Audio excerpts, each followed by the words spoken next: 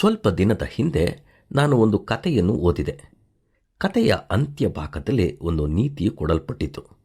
ಆ ನೀತಿಯನ್ನು ಓದಿದ ಕೂಡಲೇ ಅದನ್ನು ನಾನು ಒಪ್ಪಿಕೊಳ್ಳುವುದಕ್ಕೆ ಆಗಲಿಲ್ಲ.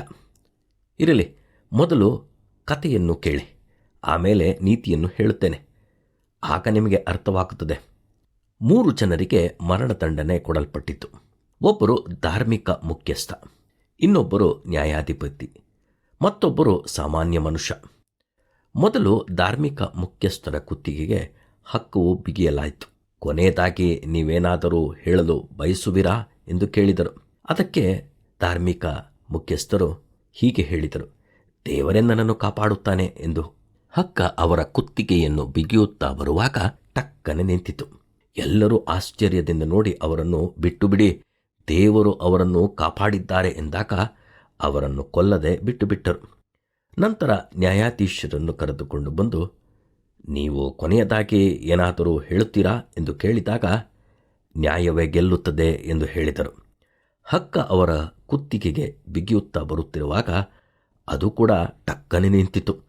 ಎಲ್ಲರೂ ಆಶ್ಚರ್ಯದಿಂದ ಅವರ ನೀತಿ ಅವರನ್ನು ಕಾಪಾಡಿತು ಎಂದು ಹೇಳಿದರು.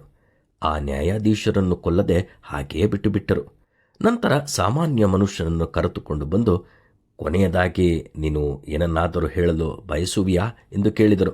ಅದಕ್ಕೆ ಅವರು, ನನಗೆ ದೇವರ ಬಗ್ಗೆಯೂ ಗೊತ್ತಿಲ್ಲ, ನೀತಿಯ ಬಗ್ಗೆಯೂ ಗೊತ್ತಿಲ್ಲ, ಆದರೆ ಆ ಹಗ್ಗ ಇರುವ ಜಾಗದಲ್ಲಿ ಒಂದು ಗಂಟು ಇದೆ, ಆದ್ದರಿಂದ ಹಗ್ಗ ಇಳಿಯುವುದಕ್ಕೆ ಆಗುತ್ತಿಲ್ಲ, ಅದು ಮಾತ್ರ ನನಗೆ ಗೊತ್ತು ಎಂದು ಹೇಳಿದರು.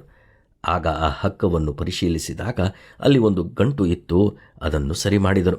ನಂತರ ಆ ಸಾಮಾನ್ಯ ಮನುಷ್ಯನನ್ನು ನೇಣಿಗೇರಿಸಿ ಅವನ ತಲೆಯನ್ನು ಕತ್ತರಿಸಿದರು. ಈ ಕಥೆಯ ನೀತಿ ಏನೆಂದರೆ, ಗೊತ್ತಿರುವ ಸತ್ಯವನ್ನೆಲ್ಲ ಹೇಳಿದರೆ ನಮ್ಮ ಕುತ್ತಿಗೆಗೆ ಅಪಾಯ ಬರುತ್ತದೆ. ಕೆಲವು ಸಮಯದಲ್ಲಿ ನಾವು ಮೂರ್ಖರಾಗಿರುವುದು ಒಳ್ಳೆಯದು ಎಂಬುದಾಗಿ. ನೀವೇ ಹೇಳಿರಿ, ಈ ನೀತಿಯನ್ನು ಒಪ್ಪಲಾಗುತ್ತದೆಯಾ? ಆದರೆ ದೇವರ ಮೇಲೆ ನಂಬಿಕೆ ಇದ್ದರೆ, ತಪ್ಪಿಲ್ಲದೆ ನಾವು ಜೀವಿಸಿದರೆ ನೀತಿ ತಲೆಯನ್ನು ಕಾಯುತ್ತದೆ. ದೇವರ ಮೇಲೆ ನಂಬಿಕೆ ಇಲ್ಲದ ನೀತಿಯ ಬಗ್ಗೆ ತಿಳಿಯದ ವ್ಯಕ್ತಿಯು ದಂಡನೆಯನ್ನು ನಿಶ್ಚಯವಾಗಿ ಅನುಭವಿಸುತ್ತಾನೆ. ಅದೇ ಈ ಕಥೆಯಲ್ಲಿ ನಡೆಯಿತು. ನಾನು ಹೇಳುವುದು ಸರಿತಾನೆ?